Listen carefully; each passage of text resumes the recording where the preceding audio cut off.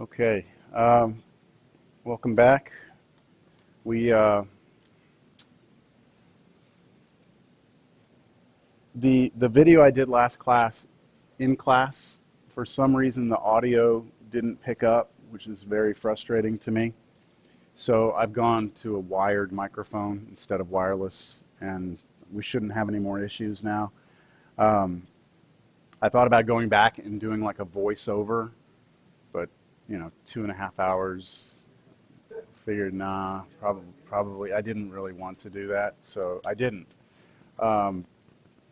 Just FYI. Now, today you have a quiz from last time that we did in groups. We didn't really have a chance to finish, so if you could just bring those up, set them down here on the corner of the desk, and make sure your name's on it. Also, I offered a bonus question. You can turn that in. I did mine kind of on the back of notes because you said you were going to check them. Mm-hmm. So just put your name on it and tear it out. I'll give it back to you. Okay.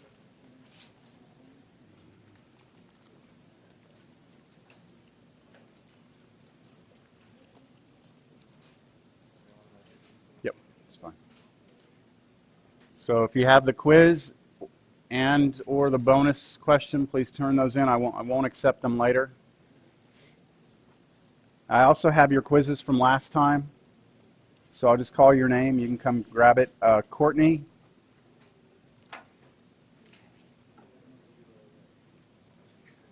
This is that other one you gave me. John Buchanan. Jeff Goodson. Katie Zamora. Crystal E. Cody,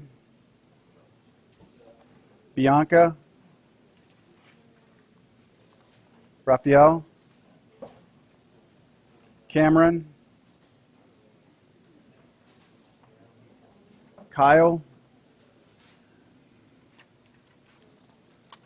Courtney,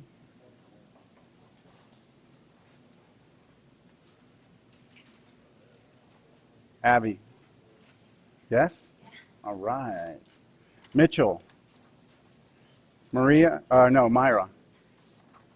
Jasmine. Jay. Frank. Daniel. Frank, this is you right here. Daniel here. Elias. Michael C. Jacob. Besselman, no. Daniel, Espinosa Hernandez, and Caitlin.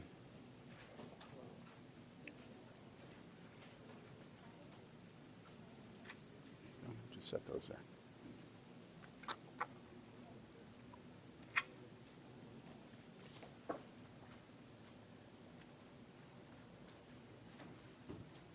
All right, so you can see that next class we have our first exam. So let's see how things go today. Depending on where we finish, how much time we have. My plan for next class is to have the first part of class be a review. A review to answer questions. And then after that, start the exam. And then that would be the only thing we do. But how much time I'm going to have for that review is going to depend on how much we get covered today. All right? So let's start with any questions that you might have over homework, and then we'll talk about 2.4 and 2.5. So homework questions? 2.2, number 25. Find the derivative of the function using the definition of the derivative. State the domain of the function and the domain of its derivative.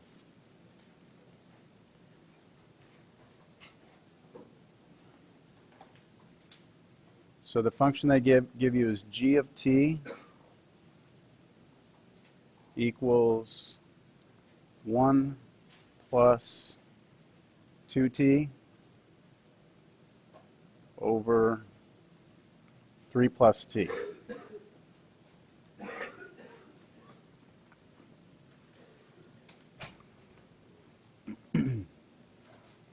All right, so we want the derivative.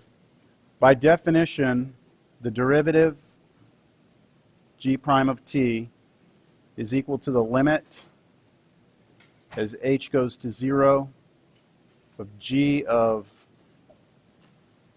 t plus h minus g of t all over h. So that's just the definition of the derivative, all right? So then I plug in, let's see, limit h goes to 0. G of t plus h is 1 plus 2 times t plus h over 3 plus t plus h. I think I'll do it this way.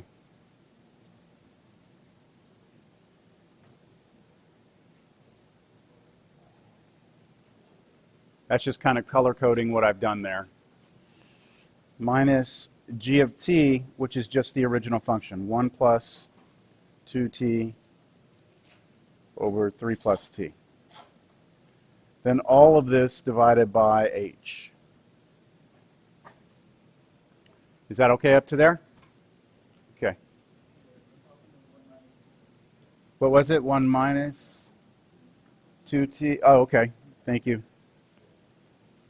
So this would have been a minus up here. Let me fix that. Minus there, which would have made this a minus, and this a minus. Okay, sorry about that. So now, what we should do is, we should check what happens when h goes to 0, but we've already said we know it's going to be a 0 over 0, so we need to try and clean this up by getting a common denominator. So what I'm going to do is look at the denominators. Here are my two denominators. I'm going to need to have a 3 plus t introduced on the top left and a 3 plus t plus h on the top right. So I'm going to go ahead and write that out here. So I need a 3 plus t multiply on top and bottom. And I'm doing that times the top left.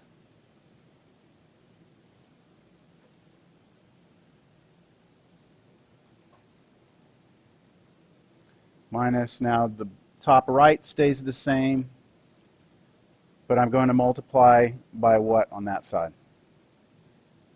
3 plus t plus h. Top and bottom. The entire thing now divided by h.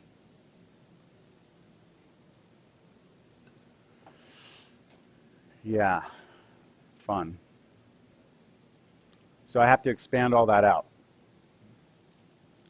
So I'm going to take this a little slow here. I'm going to have 3 plus t times 1 minus 2t minus 2h minus 1 minus 2t times 3 plus t plus h. All of that over my new common denominator, which is 3 plus t times 3 plus t plus h. All of that over h. So all I did in that step, really, was put the two fractions together over the same denominators, and I distributed that negative 2 through right here. And now I have to expand those out. So what I mean is take my 3, multiply it through, take my t, multiply it through. On the other fraction, take my 1, distribute it through, take my negative 2t, distribute it through. So I'm going to have what? 3, 6, it's like 12, wait, no, what is it? 6, 12 terms when I multiply that all out, collect them all together. So let's see what we get. Have I reached the point where you may have had a little trouble yet, or right there? Okay.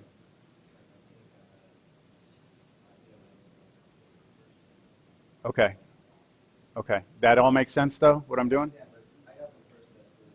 Right here. Okay.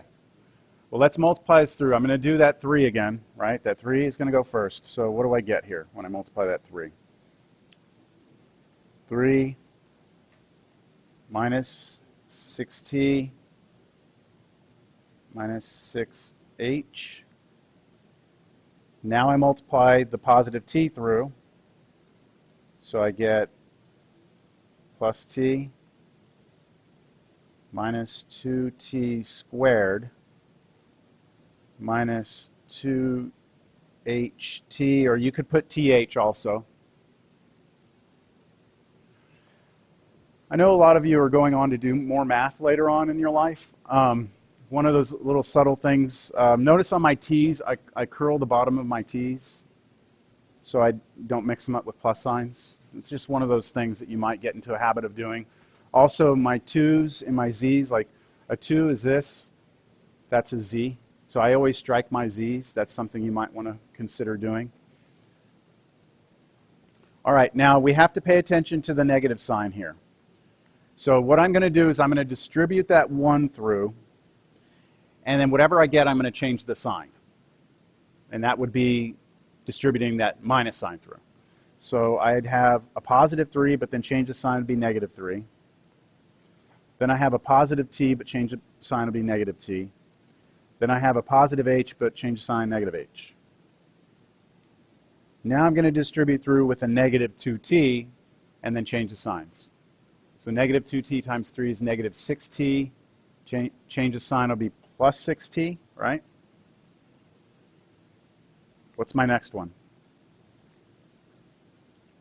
What is it? Plus 2t squared. And finally,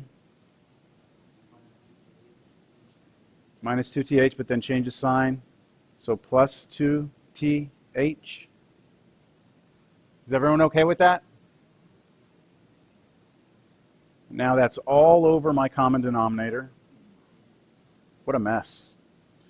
3 plus t, 3 plus t plus h, all of it divided by h. And we're trying eventually to get an h to cancel. And I think things are going to be nice here. My 3's cancel. My 6t's cancel. My 2t squareds cancel. My 2ht's cancel, don't they? What else? Oh, my t's cancel. So the only thing left is what? Negative 6h minus h, which is negative 7h, isn't it? Okay. So I have limit h goes to 0, negative 7h over my common denominator, 3 plus t, times 3 plus t plus h, h, not 4, all over h. And now I can cancel the h, can't I?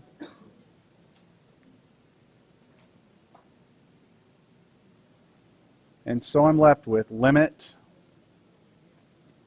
h goes to 0 of negative 7 over my common denominator.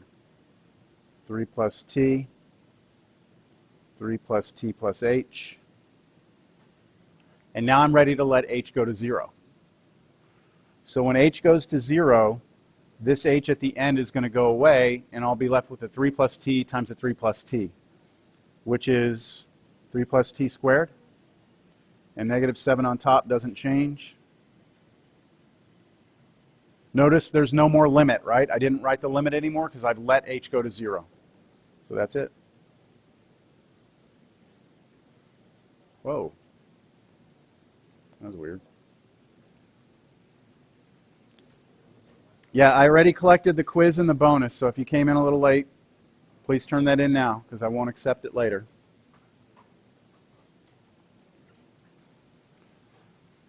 All right. Good question. What else? Anything else over homework? Number 7.